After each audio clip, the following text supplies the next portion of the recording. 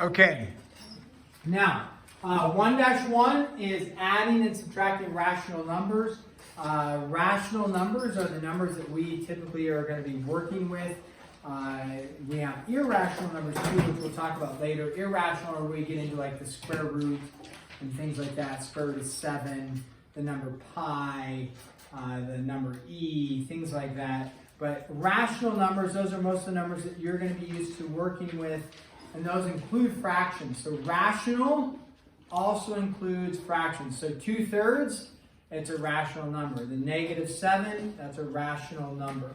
So let's go ahead, and I can't remember, so 1.1, this is Algebra 1, and adding and subtracting rational numbers.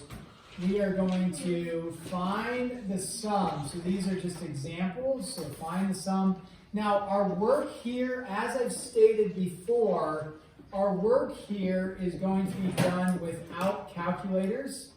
Let me state this. If you go home and you pull out a calculator and you do the calculator work for this, I'm not saying you can't do that. We just won't ever use them on a mid-chapter assessment or test, okay? So sometimes kids pull out calculators in class and they're doing it on the calculator. I kind of quit fighting that battle because it's like it's not a battle that I want to fight constantly. Maybe I should fight it, but I do say if you use it for the homework, that's fine. It's your choice, but when we get to the mid-chapter assessment and the test, will you be able to use a calculator?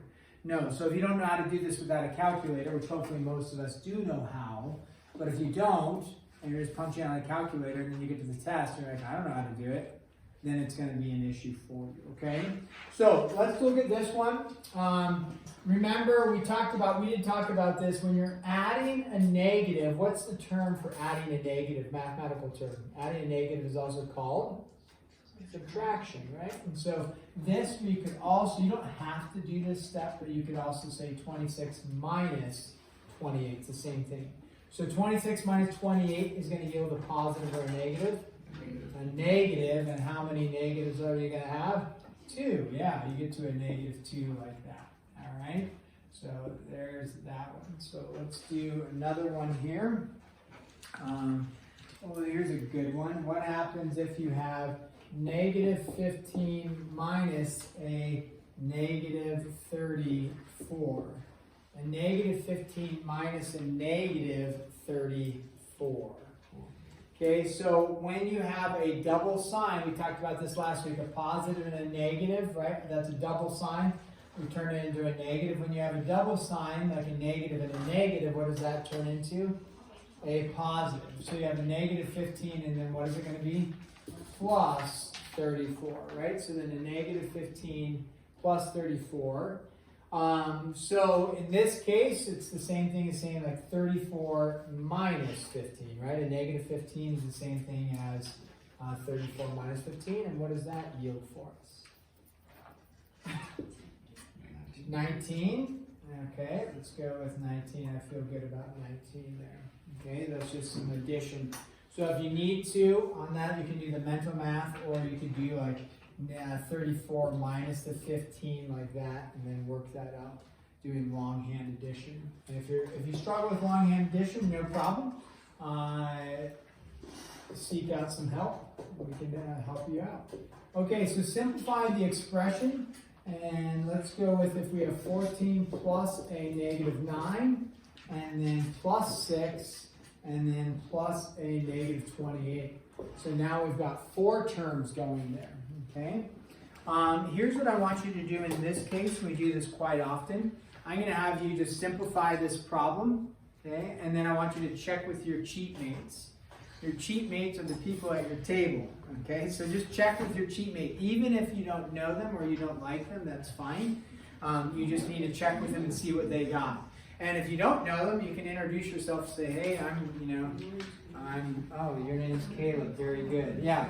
So check with your cheat mates real quick and say, hey, I got 17. And they're like, that's strange. I got -40. And then kind of just check and see what you did and what you should do. So you try to come up with the same answer together.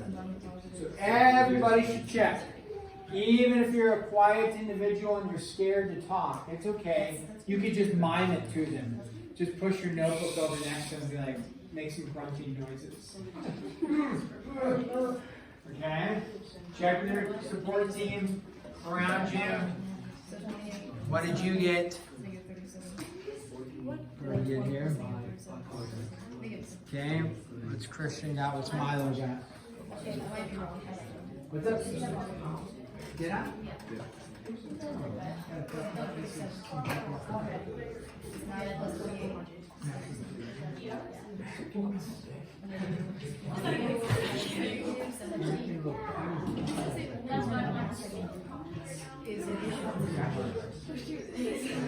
But you're saying it's crazy.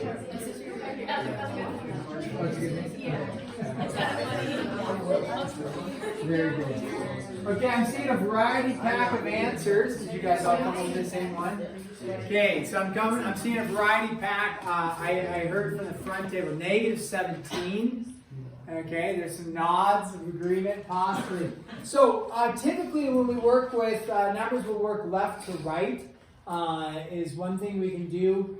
Or though, when it's addition and subtraction, you can mix and match them, you just have to be careful. One thing I might do, possibly, is I might say, oh nice, 14 and 6, that goes together nicely, right, to make a multiple of 10. So you could do that and say 14 and 6 is 20, that's one option. Now you'd still have to deal with maybe going -9 and -28, which that could maybe be difficult for people, but if they're the same sign, a little pro tip is if it's negative and a negative and you're adding them, not multiplying them, then you just add the terms together and keep the sign. So 9 and 28 is 37, right? And then you keep the sign, and so it's a -37. And then 20 and -37 would yield for us -17. So that is correct in that case. Nice job. Okay, let's do a couple more here.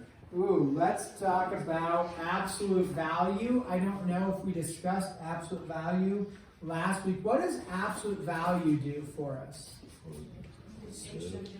Okay, yeah, so what absolute value does, like this is, we're going to do a little bit, we're going to tack on some more numbers here, but just pausing and looking at that. This symbol here is not 1 minus 5, 1, right?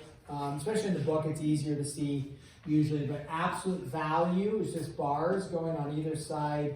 And what it's really asking you is how far is that number from the origin? How many spaces? So it's neither, so you're not referring to a negative direction, you're just saying what is the distance, the positive distance to the origin.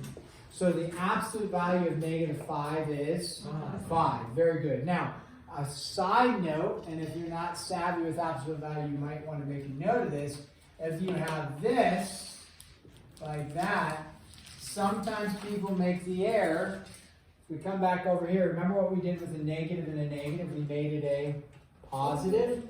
But when it's with absolute value, you cannot say a negative and a negative. It doesn't work as a grouping symbol that way.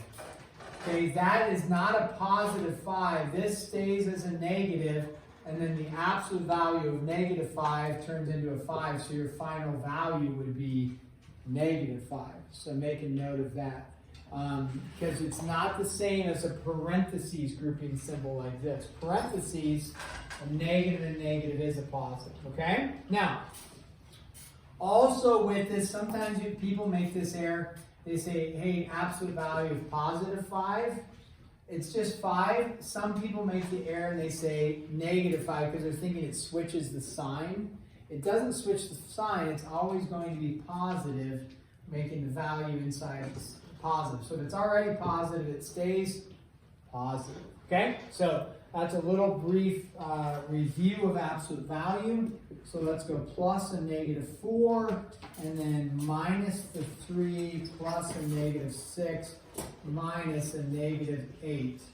There. Okay, so several numbers. Go ahead, work on that one. Check with your support team. Again, make sure you're checking with your neighbor. Even if you're a little insecure about your answer, it's all right. Just work on it. Check with them. If you got a question on something, I can help you out, possibly. I don't know if I can.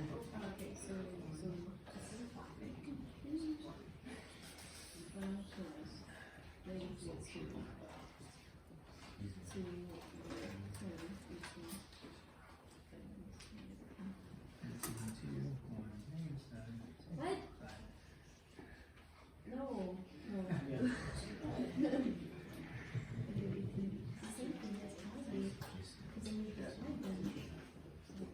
Remember, if your neighbor got something different, work with each other on it and say, hey, why did you get that number? Hey, why did you get that? Why are you so awful? Why are you so terrible? Why are you so unintelligent?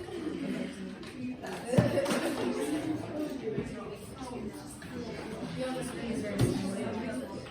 There's like everything's like probably if I overdo that, it's exactly the same.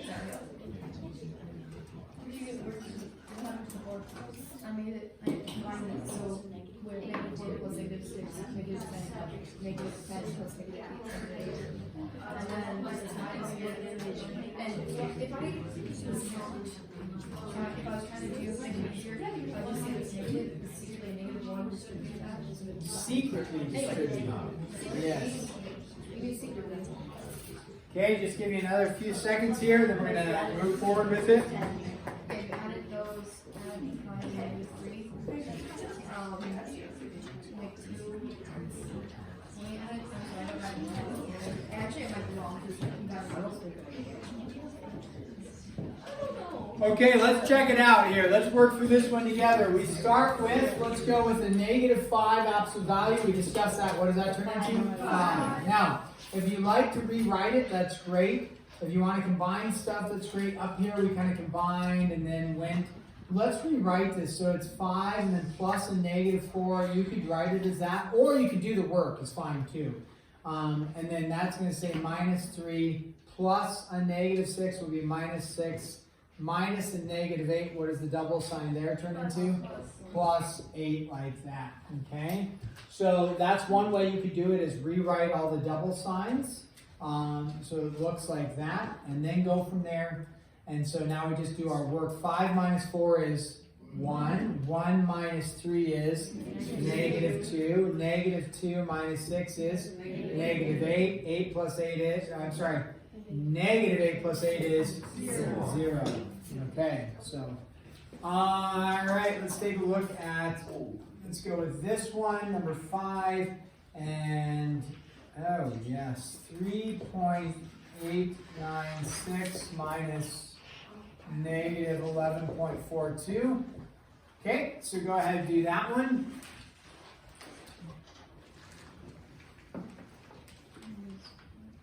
Why does this one look a little trickier? Has decimals in it, yeah, you bet. That's it. Right. Same. So it's 3 point. Sorry, I got a little squeeze in there. 3.896 minus a negative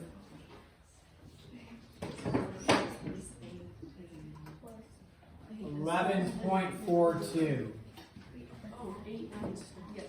896. Sorry.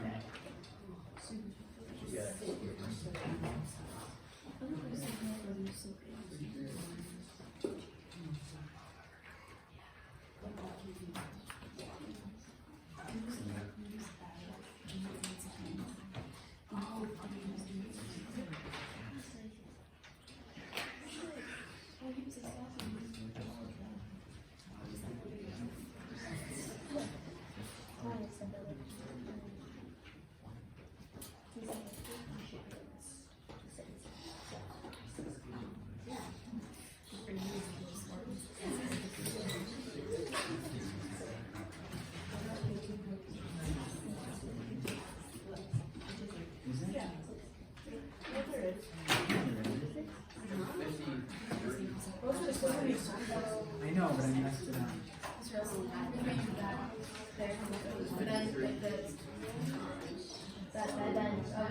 Oh, Olivia's older sister.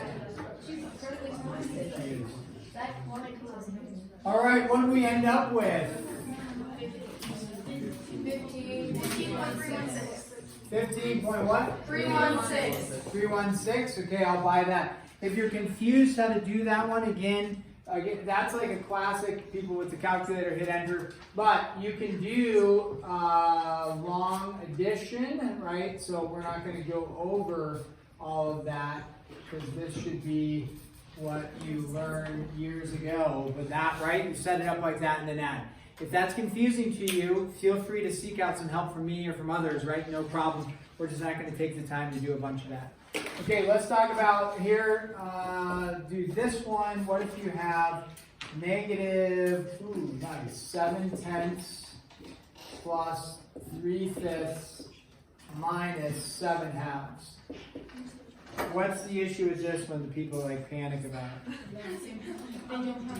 It's fractions, right? Okay, but when did you learn how to add and subtract fractions, or when should you have learned this? Kindergarten, maybe that's a little early. 4th grade. 4th grade or so, yeah. So fractions typically are a challenge for people. If that's the case, you know, for mathematics, you've got to go review it. You've got to review it, okay? So you need a common denominator. If they don't have a common denominator, and then we're going to go from there. Do you care if they're simplified? Do I care? Like what? Like if I wrote, I can't say the answer. If I wrote 14 halves on a test, would that be wrong? Yes. You never tell your friend, I have 14 half dollars. 14 halves dollars. Like what? That's what I tell my I live, I'd be like, I live 50 over 2 miles away. What? By the way, I don't have to get 5 miles. It's like, no, I live 25 miles away.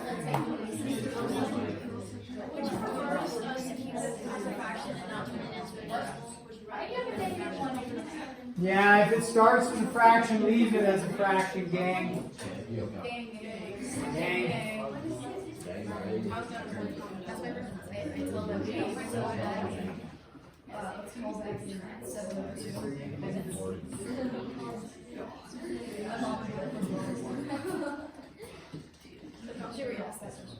Okay, let's go over this one together. It's a little confusing. Let's find what's our common denominator going to be?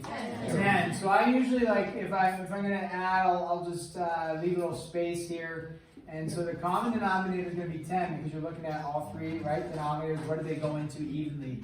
So what do I need to multiply this by? 2 over 2, right? Got to go 2 over 2. What do I need to multiply this by? 5 over 5.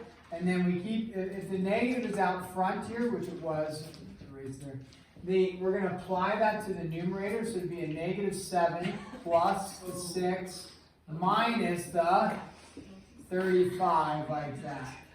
Right? So the negative just applies to the top, and now you go through and you say, okay, negative 7 and 6 is negative 1, negative 1 and negative 35 is negative 36 over 10. And as was asked, do you care if we reduce? The answer is yes, we care. So what should this reduce you? Now, 3 and 2/5. a couple different options, but the best option is, we recognize 2 goes into both of them, right? So you could negative 18 over 5, right? That's optimum right there. Just leave it as such. Okay, I'm not going to mark you wrong at this point. I mean, Christian, what did you say? 3 and 2/5. I'm not going to mark you wrong if you put it in a mixed fraction form. It's not wrong, right? And typically, as was asked, if you wrote negative 3.6 and that's the exact answer, which it is in this case, I would probably give you credit for that as well, okay? But people, for some reason, they told you that this was an incorrect format somewhere in elementary, and it's just wrong. There's nothing wrong with that number. I don't know why in elementary school they teach you that. 18/5 is great. Well, in this case, negative 18/5 is great, so you would leave it as such. Okay,